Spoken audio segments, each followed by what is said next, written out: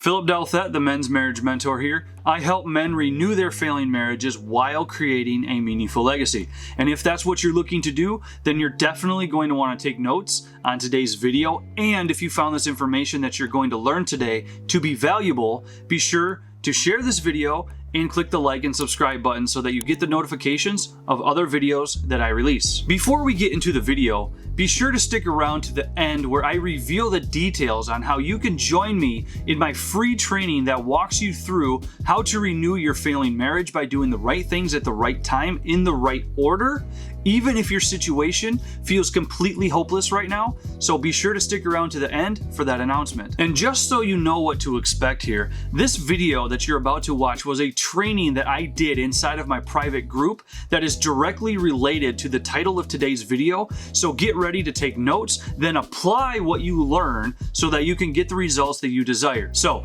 with no further delay, let's get to it. The post that I want to refer to is one that I had made yesterday. It was last night, not even 24 hours ago. And this is the question that I posed. It said, how many of you men think and feel that the renewal of your marriage sits directly and purely on your shoulders? Jeremy said, not me. Relationships are not a one-way street. Communication responsibilities are on both people. One person can do everything right, and if the other isn't, it doesn't work. Changing in a relationship doesn't work either. It's true. Changing does not work because changing feels fake, inauthentic. It feels as though you are trying to win her back or trying to be someone you're not, and that just comes across as inauthentic. So it's not about changing. That's the number one problem I see in relationships. If there are things in a partner that need to be changed, then how could the relationship get to marriage to begin with? Okay, this is what I said in return. I said, you're missing the point. That's what keeps you stuck and bitter. Jeremy says, I'm not stuck or bitter. I think you're missing the point. If you consistently have to change to make the woman happy, then you're in the wrong relationship. You guys can read some of that, but then Nick jumped in here. And Nick says, treat a woman like a queen, you get a queen. Treat a woman like a bitch, and you get a bitch. And I said, kind of. Okay, there's some truth to that, right? A lot of men think that when it comes to treating a woman like a queen, it's serving her so that she feels cared for.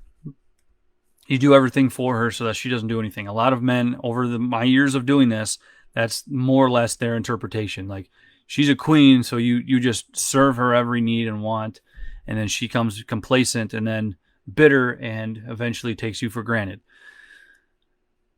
Yeah, that's how a lot of guys think it is. Okay, and so this is my point. There is a certain, how do I phrase this, level or type of energy, if you will, that you put into the way in which you serve your wife. You see, if you think about the role of a queen, what is the role of a queen? Does she sit in her big lavish room where she has servants rub her feet and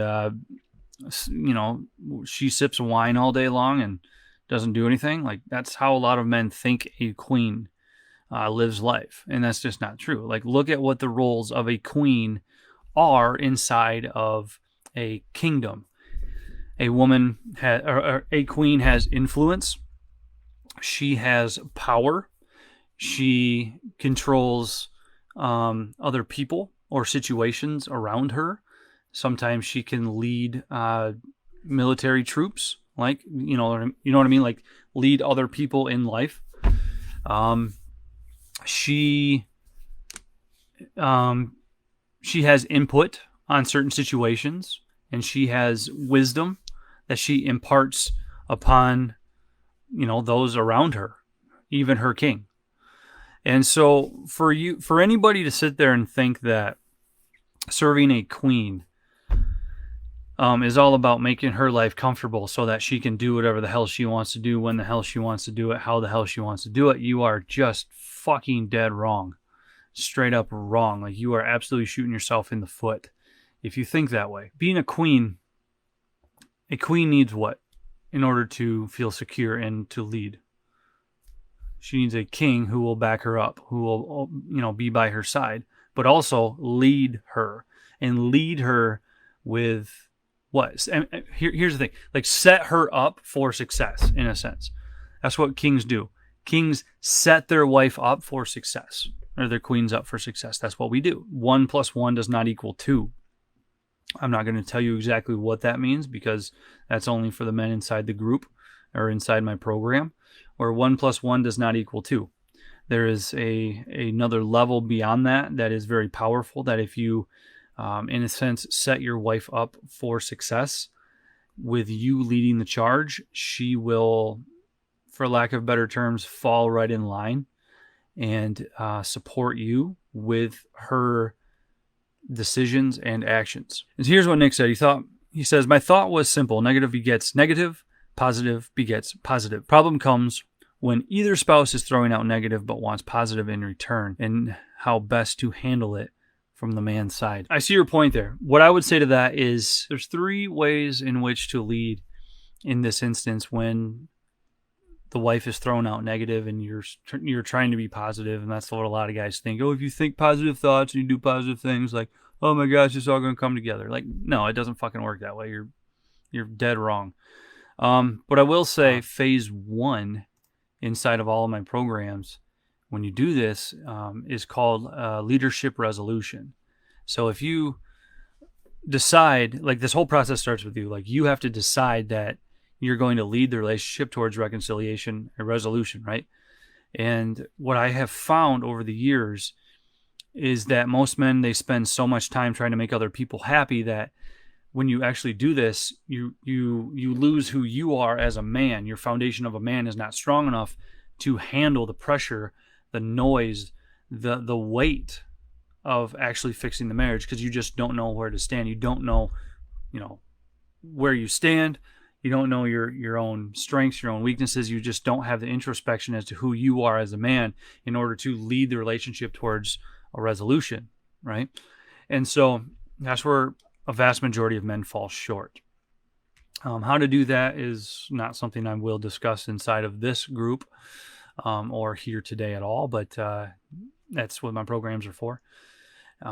There's ways to get over that and to increase your confidence, reduce the overwhelm that you feel in life, and also reduce that anxiety, because you guessing and not knowing what to do creates anxiety. So having a plan, that's what my programs are for, is having a plan mapped out for you. So all you have to do is, in a sense, plug into the program, plug into the plan, and go.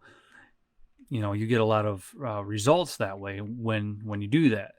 And that's only for the men who have stepped up, committed, and made it work inside the program. They join. So what I have found over the years is that a lot of men, a vast majority of men, whether it's our upbringing, whether it's just in our innate DNA, are left brain thinkers. We're left brain thinkers. We use the logic to every situation, and that just backfires and it's going to bite you in the ass.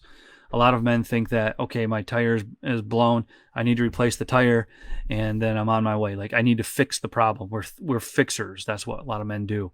And so you bite yourself in the ass or when you do that, because you're trying to use logic in a situation that is surrounded, it's just engulfed with feelings, with emotion. And those emotions can be ones of bitterness, anger, resentment, pain, fear, doubt, insecurity, whatever. And so that can be either from your own feelings or your wife's feelings, right? And if you're not in touch with that and you don't understand how they play in with one another, you're going to be shooting yourself in the foot there, because you're not sure what to do. And that creates what? Anxiety. And that anxiety just snowballs, and it creates more anger, more fear, more doubt, more resentment, more insecurity. And it just is a downward spiral, so to speak. So, when you try to, like I said, apply logic to feelings, it is impossible. You have to, and I talk about this inside the Men's Marriage Mastery program, where you have to learn. I want to walk you through how to do this. You have to learn how to jump back and forth, in a sense, between your left and right side of the brain, and use both logic with emotions and tap into both sides of the brain when you're doing personal introspections or gaining a better understanding of your wife.